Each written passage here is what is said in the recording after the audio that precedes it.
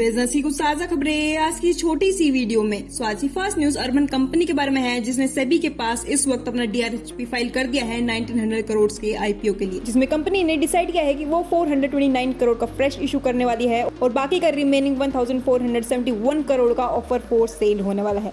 यानी कि पुराने इन्वेस्टर अच्छा खासा पैसा बना के निकलने वाले हैं। साथ में अगर कंपनी का फ्रेश फंड का यूज देखें तो वहां पर भी कंपनी ने डिसाइड किया है कि 429 करोड़ का फ्रेश इशू कहां एलोकेट होने वाला है। जैसे कि कंपनी 190 करोड़ का फंड यूज करने वाली है अपने टेक को अपग्रेड करने के लिए। साथ ही में 70 करोड़ यूज करे जाएंगे ऑफिस एक्सपेंसेस के लिए और ब्रांडिंग के लिए 80 करोड़ और बाकी का बचा हुआ फ्रेश इशू जनरल कॉर्पोरेट के यूज के लिए जाएगा। तो बढ़ते हैं नेक्स्ट न्यूज पे, जो कि रिलायंस के बारे में एक बहुत बड़ी न्यूज के बारे में है कि उन्होंने दुनिया के सबसे बड़े जायंट के क्लब्स में एंट्री ले ली है। दरअसल रिसेंटली रिलायंस ने टच कर लिया है 118 बिलियन डॉलर्स की नेटवर्क, जो कि रिलायंस को दुनिया की इस वक्त की 21st सबसे बड़ी वैल्यूएबल कंपनी बनाता है। और इसी मैसिव नेटवर्क के साथ उन्हें एंट्री मिल जाती है माइक्रोसॉफ्ट, अल्फाबेट, फेसबुक जैसे बड़े जायंट्स के क्लब में एंट्री। साथ ही में रिलायंस का इस वक्त मार्केट कैपिटलाइजेशन भी 140 बिलियन डॉलर्स का है, जो कि इस वक्त उसको 19 निफ्टी 50 कंपनी या फिर 35 PSUs बैंक के कंबाइंड वैल्यूएशन के बराबर बना देती है। तो बढ़ते हैं नेक्स्ट न्यूज पर, जो कि जेंसोल इंजीनियरिंग के बारे में है, जिसका इस वक्त क्या केस चल रहा है आप सभी को पता ही होगा। तो रिसेंटली उसी केस में IREDA ने जेंसोल इंजीनियरिंग के खिलाफ इकोनॉमिक ऑफिस विंग में डॉक्यूमेंट फ्रॉड का कंप्लेंट फाइल किया है। इसमें जेंसोल पर झूठे फाइनेंशियल डॉक्यूमेंट जमा करने का आरोप लगा है, जिसका इस वक्त इंटरनल रिव्यू भी चल रहा है। इससे पहले भी PFC यानी कि पावर फाइनेंस कॉर्पोरेशन ने भी जेंसोल के खिलाफ कंप्लेंट यही सेम फाइल किया था EOW में, और जिसके बाद मार्च में एजेंसी ने जेंसोल की रेटिंग डाउन रेट की थी फेक डॉक्यूमेंट्स देने की एलिगेशन के बाद। और साथ ही में इस केस में अभी तक सेबी ने भी कुछ अहम भूमिका निभाते हुए प्रमोटर्स को कंपनी के मैनेजरियल पोस्ट से हटा दिया है। यानी कि अब अनमोल और पुनीत सिंह जग्गी जी कंपनी की मैनेजरियल पोस्ट से स्टेप डाउन कर चुके हैं। सो बढ़ते हैं नेक्स्ट न्यूज पर, जो कि जूपी के बारे में है और जिसका एडवर्टीजमेंट आपने अभी तक सभी जगह देख ही लिया होगा। इसको इस वक्त हर एक क्रिकेटर और हर एक यूट्यूबर प्रमोट कर ही रहा है। तो इसी जूपी कंपनी के फाउंडर ने GST की पॉलिसीज पर कुछ कहा है कि उन पर लगने वाले 28% की GST पॉलिसी ने उनका पूरा प्रोडक्ट का रोड मैप ही चेंज कर दिया है।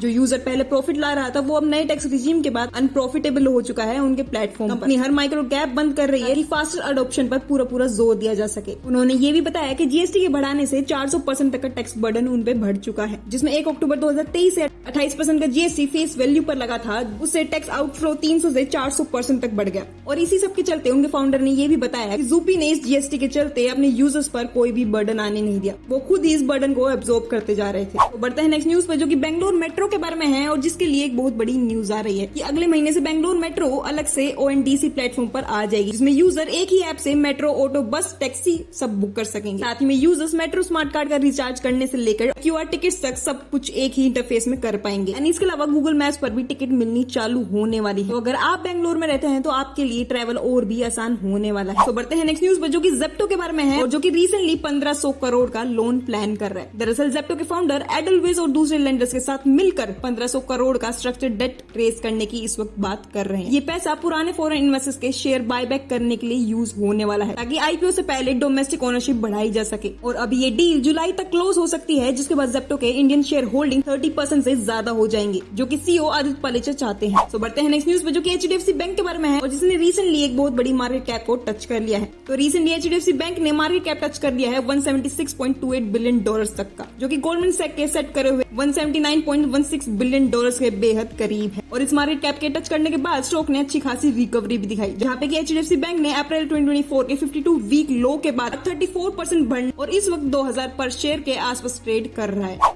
तो बढ़ते हैं नेक्स्ट न्यूज पे, जो कि 6 कुछ ऐसे स्टॉक्स के बारे में है जिनका कि कुछ टारगेट प्राइस ICICI सिक्योरिटीज ने अनाउंस किया है। उनके हिसाब से जल्दी ये स्टॉक्स इस टारगेट प्राइस को हिट कर सकते हैं और जिनकी इन्फॉर्मेशन आपकी स्क्रीन पर ये रही, आप पॉज कर रीड कर सकते हो और साथ में अपना खुद का एनालिसिस करके इन्वेस्ट भी कर सकते हो। और आज की ये न्यूज सिर्फ यहीं तक। आप लोगों का बहुत बहुत धन्यवाद इस छोटी सी वीडियो को आखिरी तक देखने के लिए।